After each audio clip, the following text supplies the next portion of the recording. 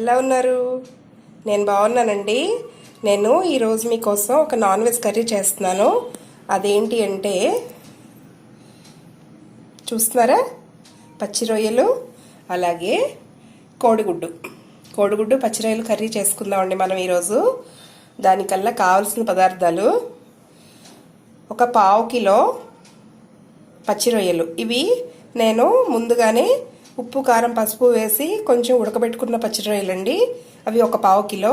అలాగే కోడిగుడ్లు, మీ ఇంట్లో ఎంతమంది ఉంటే అన్ని కోడిగుడ్లు వేసుకోండి. ఉప్పు, కారం, పసుపు, ఆయిల్, అలాగే అల్లం వెల్లుల్లి పేస్ట్, అలాగే ధనియాలు జీలకర్ర గసగసాల పేస్ట్ అండి. ఇది నేను ఫ్రెష్గా, ఈ రెండు నేను ఇప్పుడే ఫ్రెష్గా గ్రైండ్ చేసుకున్నానండి. అలాగే గరం మసాలా పౌడరు, డ్రైగా రోస్ట్ చేసుకుని పౌడర్ చేసుకున్న గరం మసాలా పౌడరు, అలాగే 3 ఉల్లిపాయలు, అలాగే 4 పచ్చిమిరపకాయలు. ఇప్పుడు దీని కుకింగ్ ప్రాసెస్ ఏంటో చూద్దాం. నేను స్టవ్ వెలిగించుకుని ప్రెషర్ ప్యాన్ పెట్టుకుని దీంట్లో ఒక 2-3 స్పూన్లు 2 టేబుల్ స్పూన్లు ఆయిల్ వేసుకున్నానండి. ఈ ఆయిల్ హీట్ ఎక్కేటప్పుడు ఇందులో ఒక 1/2 టేబుల్ స్పూను పసుపు వేసుకుంటున్నాను.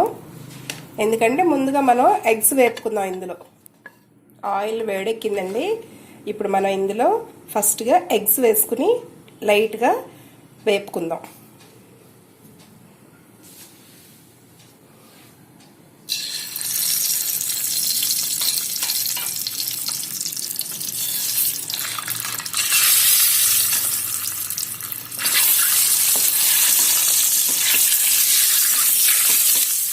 చక్కగా వేగిపోయాయండి. ఇప్పుడు ఇందులో మనం కట్ చేసి ఉంచుకున్న ఉల్లిపాయలు పచ్చిమిరపకాయలు వేసి వేపుకుందాం.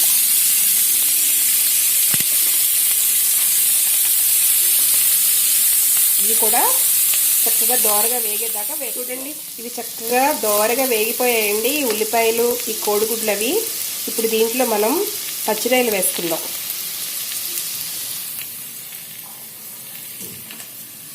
ఇవి ఒక పావు కిలో పచ్చి రొయ్యలండి.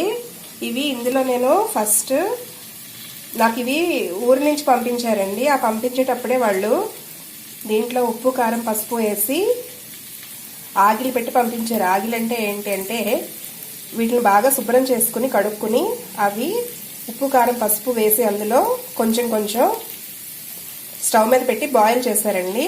అవి పంపించారు.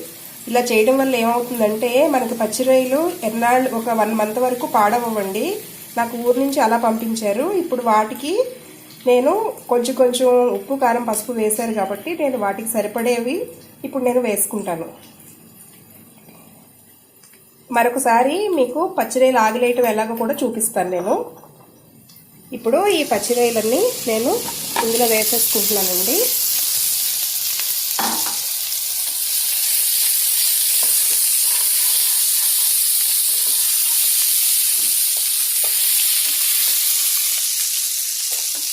ఇందులో సరిపడే అంత ఉప్పు కారం పసుపు వేసుకుందాం. ఇప్పుడు కొంచెం చూసి వేసుకుంటున్నానండి, ఎందుకంటే ఆల్రెడీ ఇందులో కొద్దిగా ఉప్పు వేశారు కాబట్టి నేను చూసి వేసుకుంటున్నాను. నేను రాక్ సాల్ట్ తీసుకున్నానండి, ఉప్పు, అలాగే మనం ముందుగా కొంచెం ఎగ్స్ వేసుకున్నప్పుడు పసుపు వేసుకున్నాం కాబట్టి కొంచెంగా పసుపు,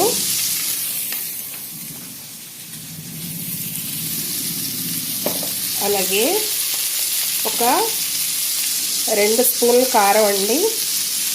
ఎక్కువ అవసరం లేదు, ఆల్రెడీ దీంట్లో కొంచెం కారం ఉంది కాబట్టి 2 స్పూన్స్ కారం వేసుకున్నానండి. మనం ఇప్పుడు ఉప్పు కారం పసుపు అన్నీ వేసేసుకున్నాము. ఇప్పుడు దీంట్లో ఒక 1/2 టేబుల్ స్పూన్ అల్లం వెల్లుల్లిపాయ వేస్తున్నానండి నేను. మీరు కావాలనుకున్న వాళ్ళు కొంచెం కూడా యాడ్ చేసుకోవచ్చు. ఇది పావు కిలో రొయ్యలు కాబట్టి ఒక 1/2 టేబుల్ స్పూన్ సరిపోతుందండి. ఒక 1/2 టేబుల్ స్పూన్ అల్లం వెల్లుల్లిపాయ, అలాగే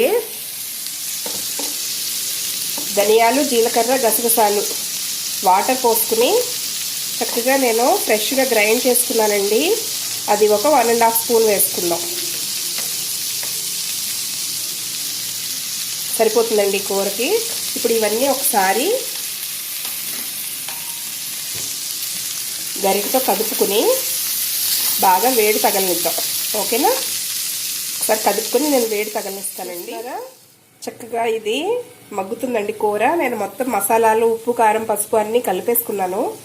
ఇది కొంచెం పచ్చివాసన పోయేదాకా ఒక 2 నుంచి 3 మినిట్స్ మూత పెట్టుకుని మగ్గించుకుందాం కూరని.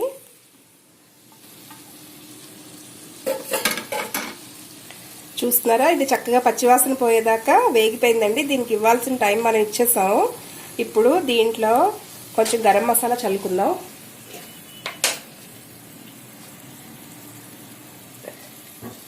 ఒక 1/2 టేబుల్ స్పూన్ గరం మసాలా వేస్తున్నానండి నేను. వేసిన తర్వాత ఒకసారి దీన్ని కదుపుకుందాం మనం.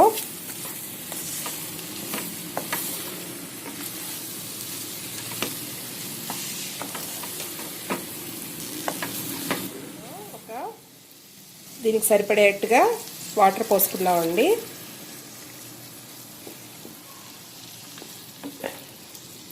ఒకసారి కదుపుకుని మనం కుక్కర్ విజిల్ పెట్టేసుకుందామండి. ఎందుకంటే ఈ రొయ్యలు బాగా పెద్దగా ఉన్నాయి, అలాగే ఇవి ఒకసారి ఆల్రెడీ బాయిల్ అయిన రొయ్యలు కాబట్టి కొంచెం గట్టిగా ఉన్నాయి. ఇప్పుడు మనం దీనికి ఒక విజిల్ పెట్టుకున్నామంటే అప్పుడు మెత్తగా ఉడికిపోతాయండి. దీనికి నేను విజిల్ పెట్టేస్తాను. ఒక్క విజిల్ రానిచ్చి తర్వాత ఒక 3 నుంచి 4 మినిట్స్ సిమ్లో పెట్టుకుంటే కూర రెడీ అయిపోతుందండి. ఓకేనా? నేను ఇప్పుడు మూత పెట్టుకుని విజిల్ పెట్టుకుని ఒక విజిల్ రానిస్తాను.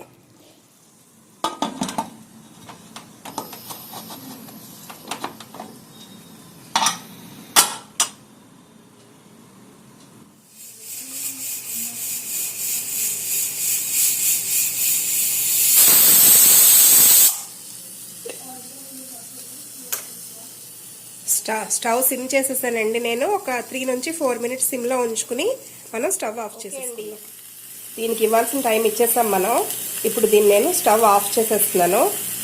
తర్వాత మనం విజిల్ ప్రెషర్ పోయిన తర్వాత కూర ఎంతవరకు ఉడికిందో చూసుకుందాం. ఆల్రెడీ ఉడికిపోతుంది. ఇది ప్రెషర్ అంతా పోయినట్టుందండి. ఒకసారి చెక్ చేసుకుందాం. ఓకే, తీసేద్దాం. అయిపోయింది. ఒకసారి మూత కూడా ఓపెన్ చేసుకుని లోపల కూర ఎలా ఉడికిందో చూసుకుందాం.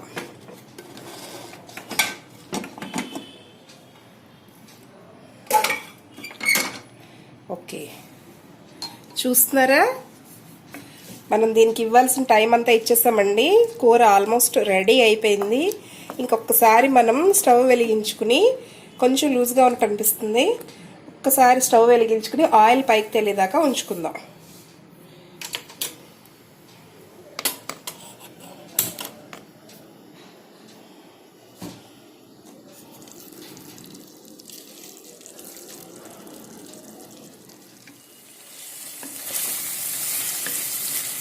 సరేనండి, ఇది చక్కగా ఉడికిపోయింది. ఇప్పుడు మనం దీన్ని కొత్తిమీర వేసుకుని ఒకసారి తిప్పుకుని డిష్ అవుట్ చేయాలి. మరి దీన్ని ఒకసారి మనం బౌల్లోకి తీసేసుకుందామా? ఓకేనా? చక్కగా ఎమ్మీగా పచ్చిరొయ్యలు కోడిగుడ్డు కూర రెడీ అయిపోయిందండి. డిష్ అవుట్ చేసి చూపిస్తాను. నేను స్టవ్ కూడా ఆఫ్ చేసేస్తున్నాను. వేడివేడిగా కోడిగుడ్డు పచ్చిరొయ్యల కూర రెడీ అయిపోయిందండి. ఇది వేడివేడిగా అన్నంలో తింటే చాలా చాలా బాగుంటుంది. మీరు కూడా వండుకుని మీ ఇంట్లో అందరికీ టేస్ట్ చూపించండి. తిన్న తర్వాత నాకు కమెంట్స్లో రాయండి. ఓకేనా? మరి నేను మళ్ళీ నెక్స్ట్ ఒక మంచి వీడియోతో కలుస్తానండి. నా ఈ వీడియో కనుక మీకు నచ్చినట్టయితే లైక్ చేయండి, షేర్ చేయండి, సబ్స్క్రైబ్ చేసుకోండి, బెల్ సింబల్ క్లిక్ చేయండి. నేను ఏ వీడియో పెట్టినా మీకు వచ్చేస్తుంది. ఓకేనా? మరి బాయ్ బాయ్.